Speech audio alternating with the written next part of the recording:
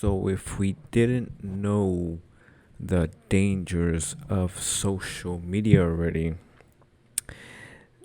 then this documentary here, The Social Dilemma on Netflix, is going to really open your eyes into what's going on. So, I kind of, always have my finger on the dial when it comes to like issues like this. Um, my wife kind of gets on me for always kind of overdoing it in the sense that I'm always, for example, I'm reading always constantly books about like the bigger scheme of how governments and companies are always trying to influence our way of thinking and just trying to always get us to do whatever it is that they want, you know.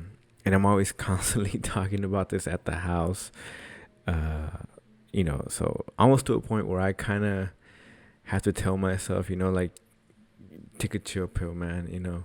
There's only so much you can do, and you're only kind of uh, making everybody, I guess, super annoyed, by constantly talking about this. And I guess that's why I kind of need to make videos and stuff um, because I guess I just need to release this energy to like let it out. Otherwise, it's just gonna drive me insane inside my head, and you know. Um, but anyways, so yeah, man, this new doc here, The Social Dilemma, on on Netflix. You know, it was scary. I'm not gonna lie. To watch the whole thing, I think maybe 2 or 3 times I wanted to shut it off just because I was watching it late at night, and my girl was sleeping, and my dogs were sleeping, and I just kind of was getting this like all the dangers of social media, and I was getting in a panic about how it's going to influence my daughter and her self-esteem, and how it's just going to influence society as a whole if we keep on going down this path, and like I said several times, I just wanted to kind of shut it off, and just kind of like not listen to it, because like I said, a lot of this stuff I already knew.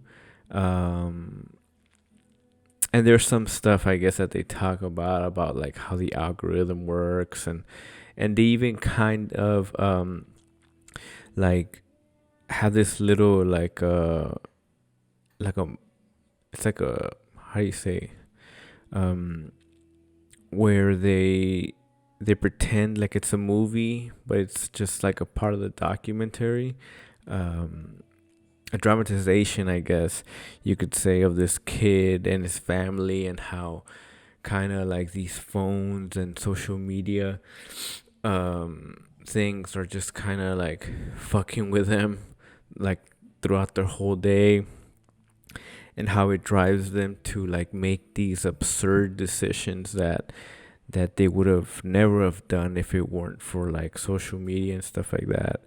It kind of puts everybody on edge, and one of the big topics that they were talking about throughout the whole documentary was about how we are more polarized in society now than we have ever been in the past, right? And a lot of this obviously has to do with the rise of social media, right?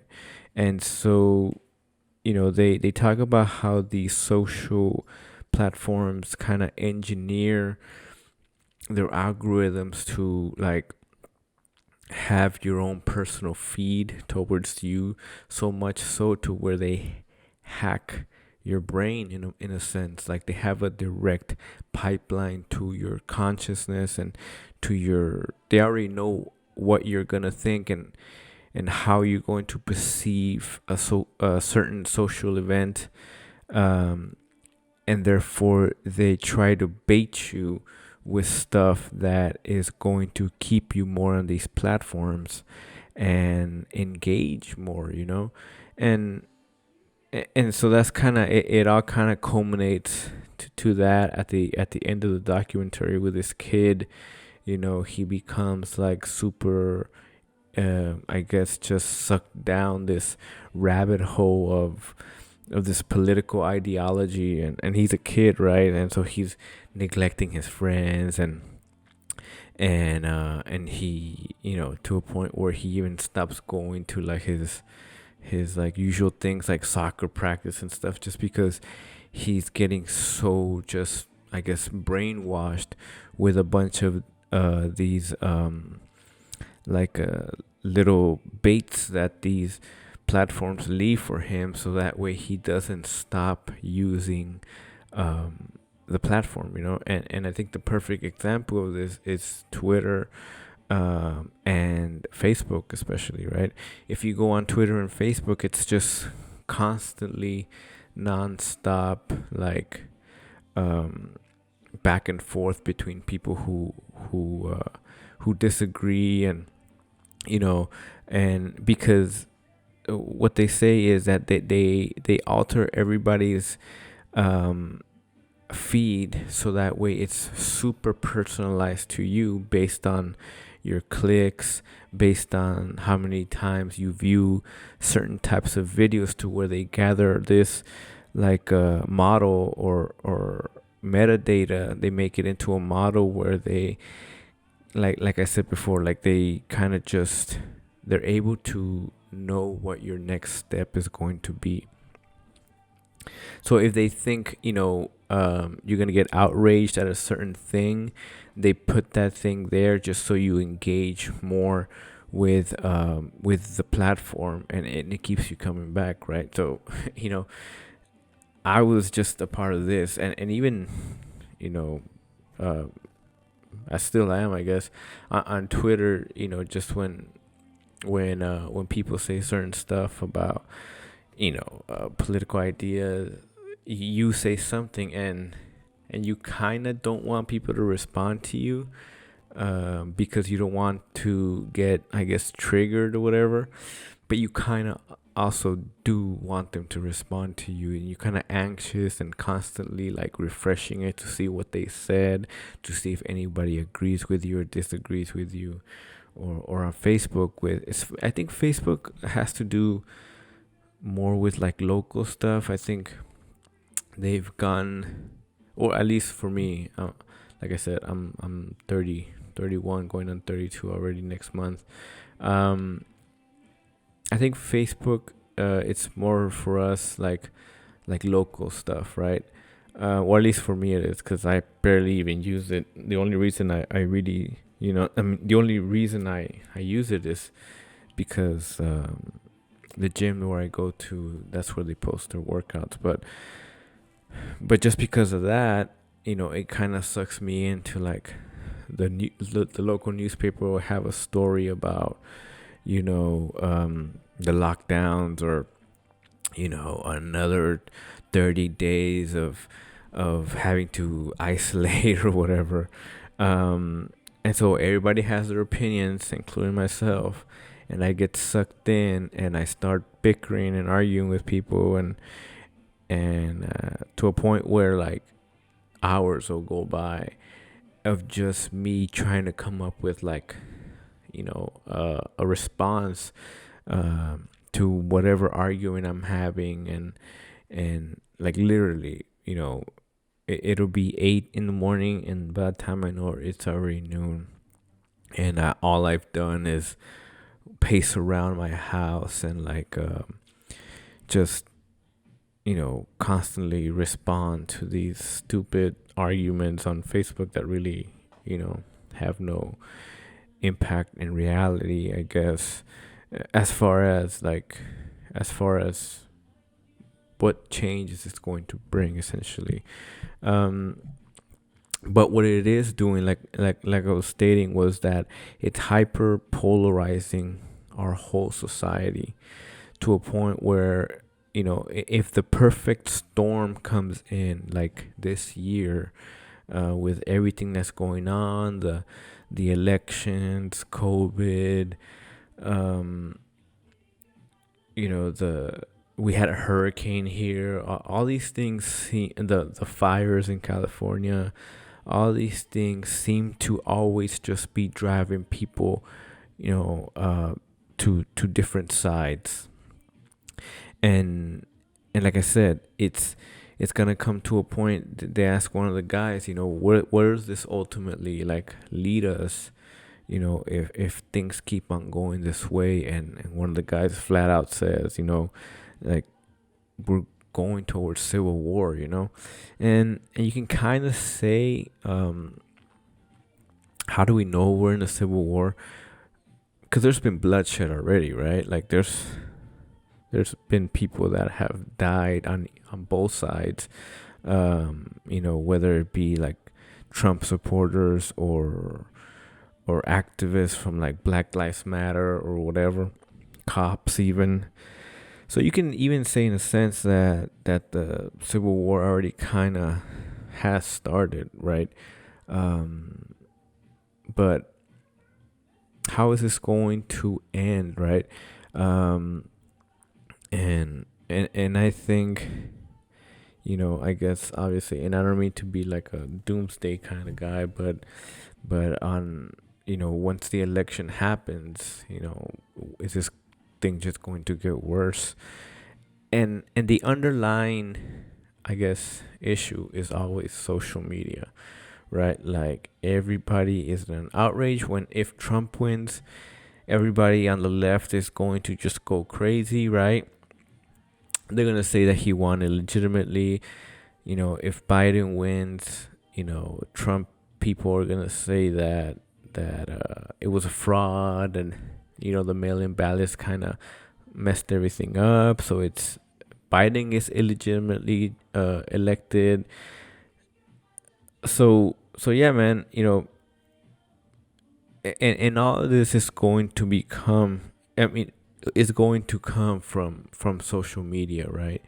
Before, everybody was kind of like I remember when I was in high school, there was no really social media. I think MySpace, well, I mean, at least where I'm from, came to be like at the end of my junior year of, no, not even, it was my senior year of high school, like at the very beginning of the summer.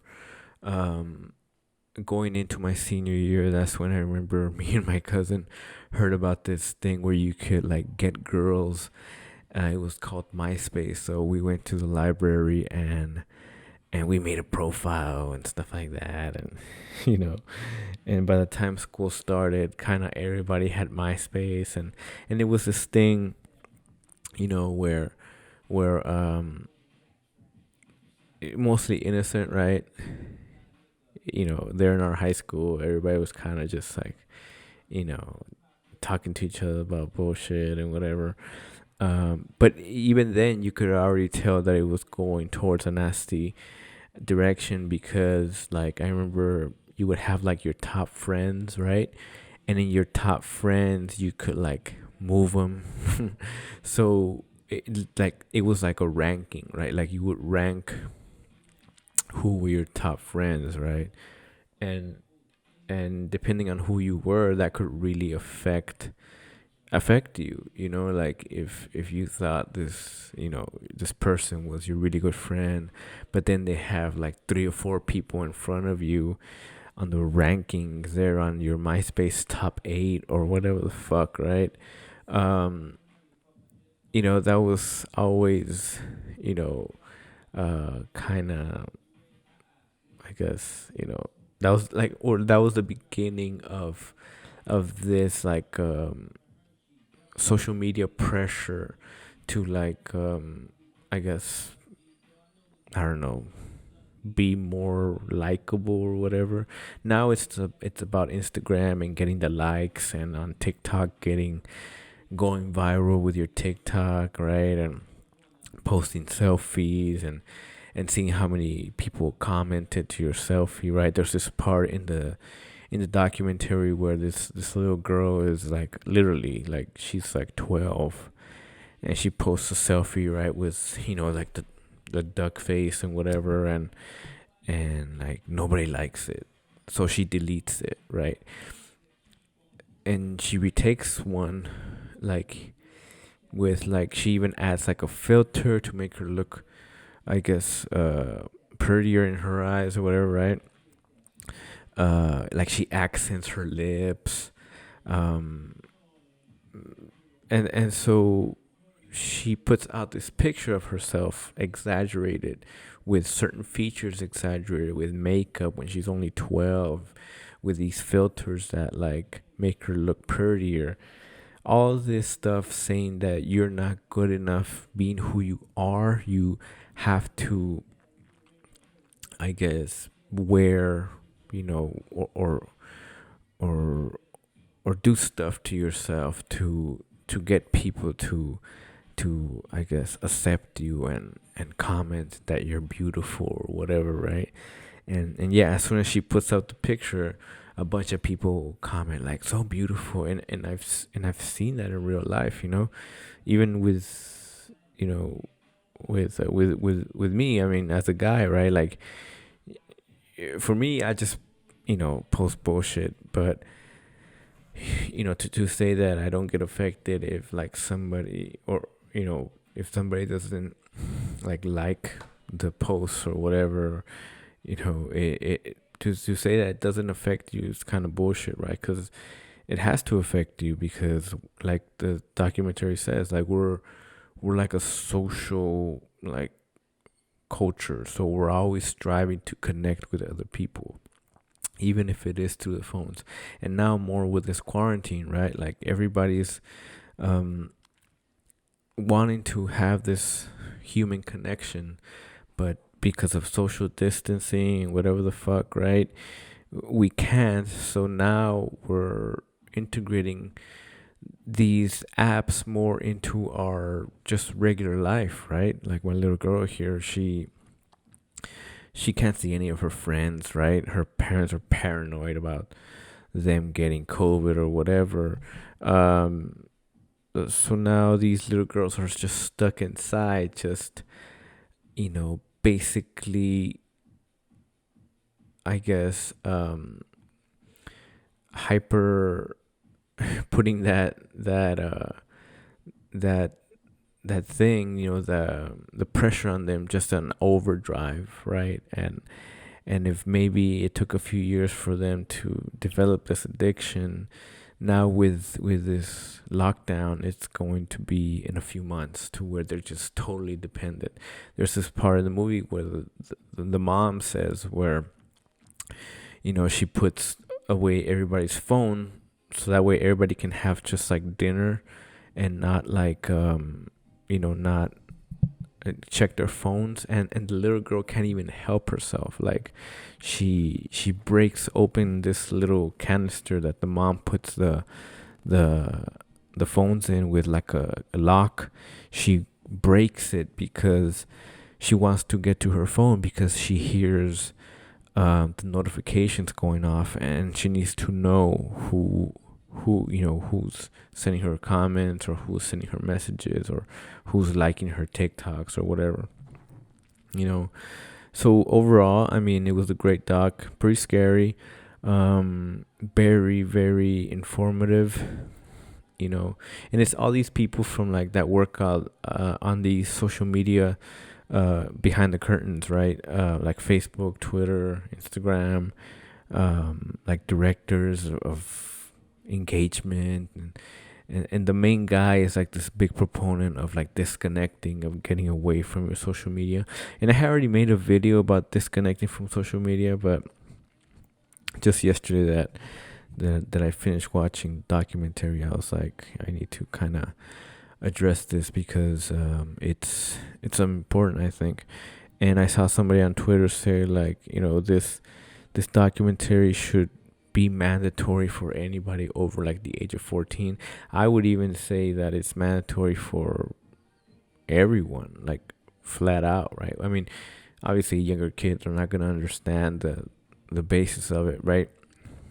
but I think if you're in junior high up, you need to teachers and or even just parents, they need to let their kids know about the dangers of social media and all these things that can come a part of, I guess, selling your soul to these apps, right? Selling your soul to the devil for attention, for Instagram fame, for going viral and all these things.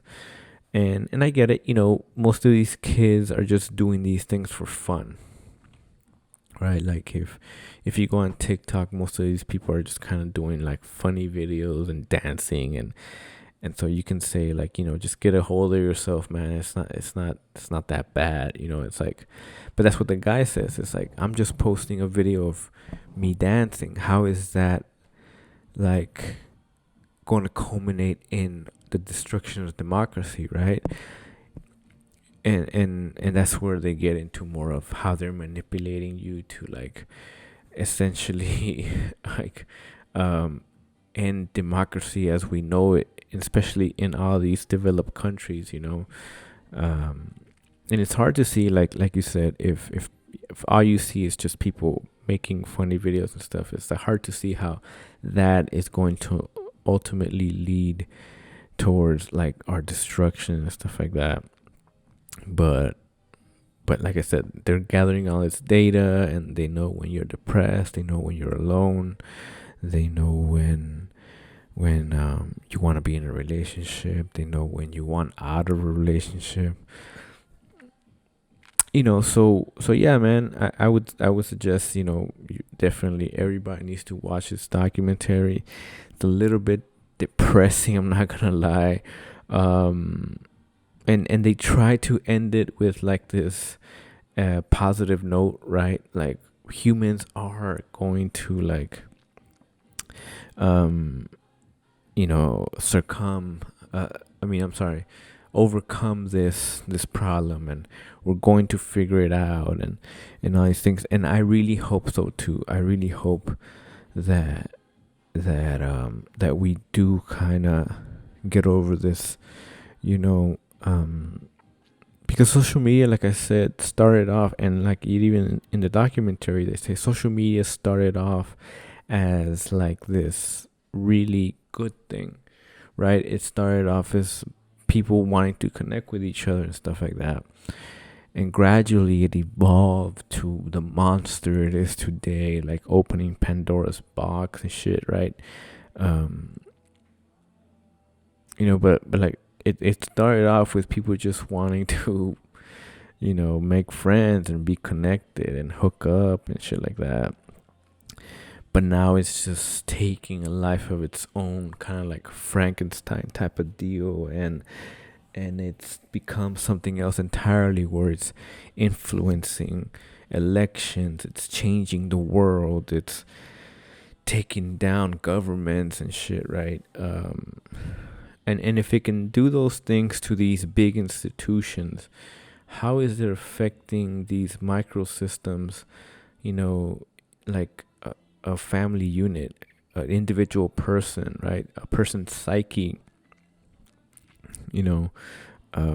so they talk about all that stuff. So overall, very good doc. I think it's just, I'm surprised that like, in this day and age with censorship and stuff like that, that people are still able to make these types of documentaries, because it exposes like the ugly truth of our current reality, and it's scary, because having this type of freedom to say these types of things and to make these types of documentaries is in real danger at this time. That's what I'm saying. Like I'm surprised I'm surprised, people like Joe Rogan and stuff like that, even though he's coming under fire too, like everybody now is, even this YouTube, right? Like they suppress people who they don't want, you to hear. They delete people's channels who they don't agree with when they say things that don't align with their views or whatever, right? So censorship is a real thing, and I was surprised that a documentary like this was still able to get made.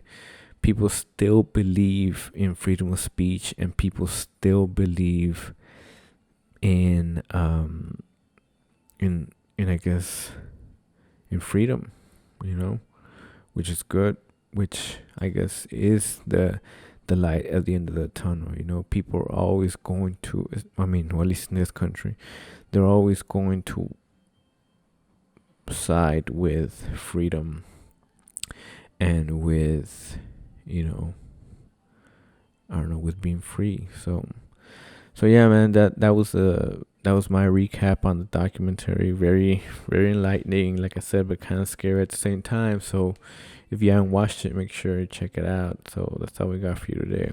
See you guys later.